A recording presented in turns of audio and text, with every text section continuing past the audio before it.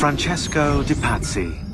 Brought up as a noble in a city captivated by the newly rich Medici family, Francesco was taught to hate the middle class and its social climbers.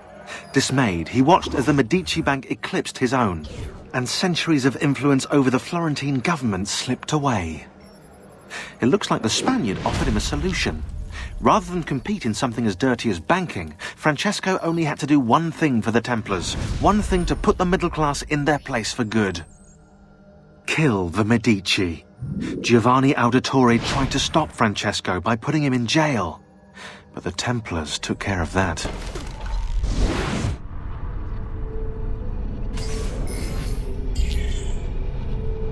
Vieri de Pazzi, the youngest member of the second most notorious Florentine banking family, this kid knew how to burn right through his father's money.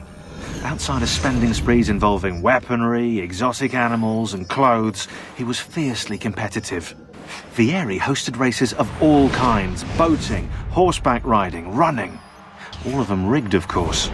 And get this, if through some amazing stroke of luck he ever lost, he'd invite the winner's entire family over for a victory dinner and serve them a meal to die for.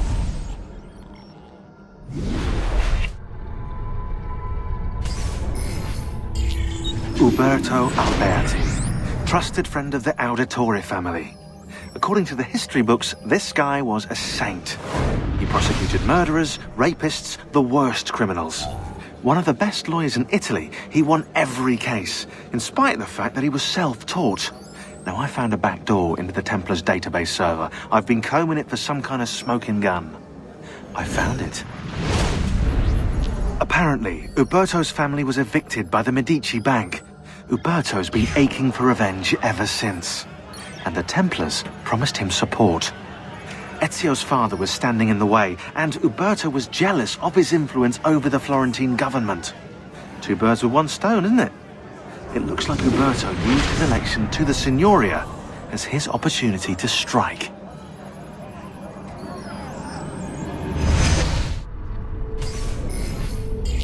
Rodrigo Borgia, aka the Spaniard. A dark stain on human history, Rodrigo left a trail of blood a mile wide on his quest to unify Italy under the Templar banner. Anyone who opposed him ended up in little pieces inside a sack, or, if he was in a good mood, poisoned. Once he was crowned Pope, Rodrigo, or should I say Alexander VI, used his influence to wage war with any city that held out against the Templars. And then there were the rumoured X-rated atrocities. Hundreds of courtesans brought to the Vatican by the cartload, and the Pope's close friendship with his illegitimate daughter, Lucrezia. Oh yeah, and did I mention the killings never stopped? Throughout all his public debauchery, Rodrigo was quietly murdering his enemies behind the scenes, consolidating Templar power for the moment when they would seize control.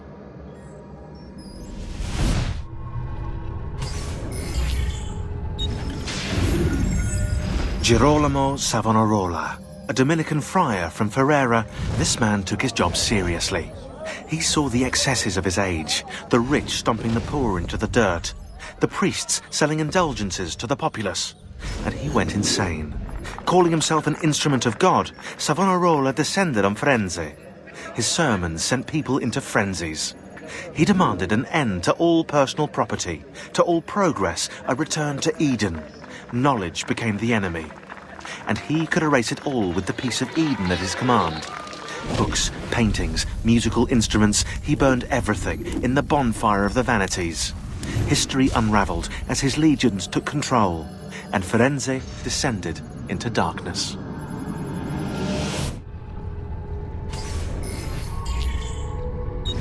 Cecco and Ludovico Orsi. Bored with their leisurely life in the countryside, the Orsi brothers decided to spice things up a little. They started a money-lending business that was extremely successful, mostly because they killed anyone who didn't pay them back. Then, Caterina Sforza hired them to murder her Templar husband, Girolamo Riario, which they did in true cavalier fashion. They rode up to his palace, waltzed into the dining room, stabbed him in the chest, ransacked the estate, and left his naked body in the centre of town. According to Abstergo's files, Rodrigo Borgia, after escaping from Venice, offered to pay them for the recapture of the Peace of Eden. And, of course, Caterina's head. It was the Orsi brothers' idea to kidnap her children. I ask you, what has this world come to when the rich go so bad?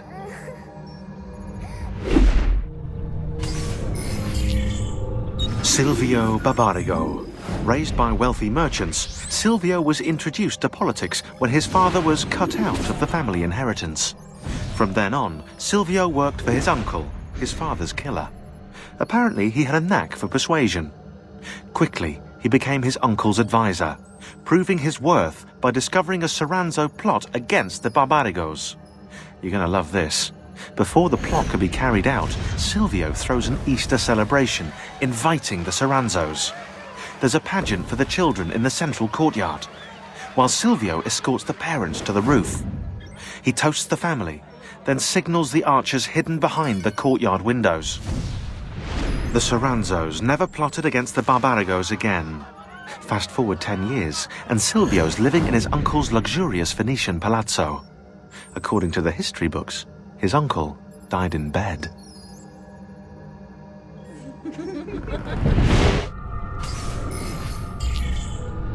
Marco Barbarigo.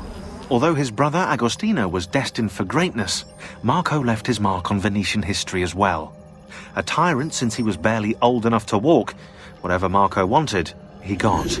There are records here for jewels, entire fleets of ships, all paid for by his family and all ordered directly from him. And then there's his personal life. Apparently, Marco's wife, Carlotta, used to be married to his bodyguard, Dante Moro. Dante was captain of the city guard and heir to one of the most prestigious families in Venezia. Marco was supposedly his close friend, right? But get this, Marco decides he wants Carlotta. In the Catholic religion, marriage is till death do us part, and Marco's a good Catholic. So, he hires a hit on Dante. Dante gets stabbed 3 times in the body and once in the head. But he doesn't die. He recovers with severe brain damage. Dante becomes like a child. So, what does Marco do?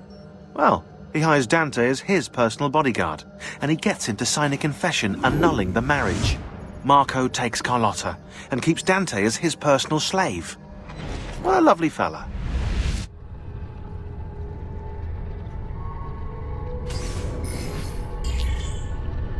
Carlo Grimaldi.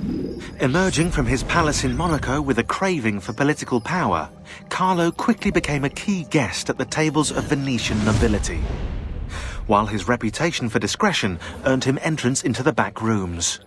Here's how the old bastard ended up in the Council of Ten.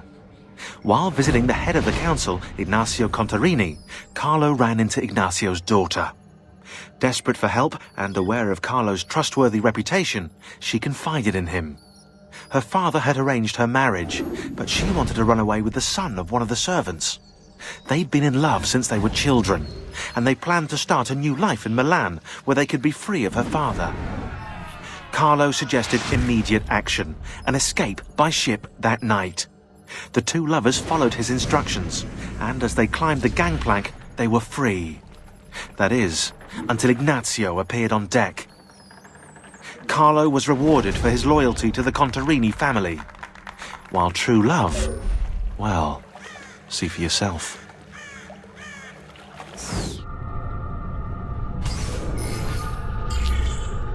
Emilio Barbarigo, titan of Venetian industry, terror of the underworld. Aided by his powerful family, he cornered the market through smart business practices such as edging out the competition and lobbying the government. He funded the Venetian police force almost single-handedly, keeping the streets safe from crime and his finances tax-free. Emilio claims to be a supporter of the Republic. The problem is, once you own the police force, voting becomes, well, inefficient, as does, you know, opposition.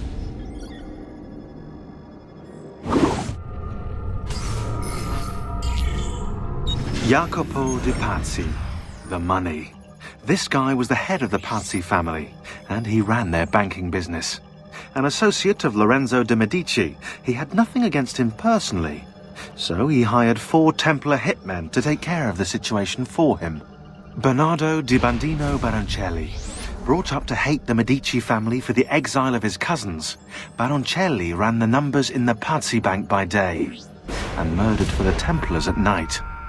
It was Baroncelli who delivered the first blow. Stefano de Bagnone. Known for his cruelty, Bagnone was trained in Rome as a Templar butcher. It was Bagnone who stabbed Lorenzo de' Medici in the back. Antonio Maffei. Witness to the sacking of Volterra by Florentine mercenaries, Maffei blamed Lorenzo. He joined the Templars to seek revenge. It was Maffei who slashed Lorenzo's neck. Archbishop Francesco Salviati. Convinced he would be the next Archbishop of Florence, Salviati was enraged when Lorenzo stood in his way. But the Templars were there to heal his wounds. It was Salviati who marched their troops into the city.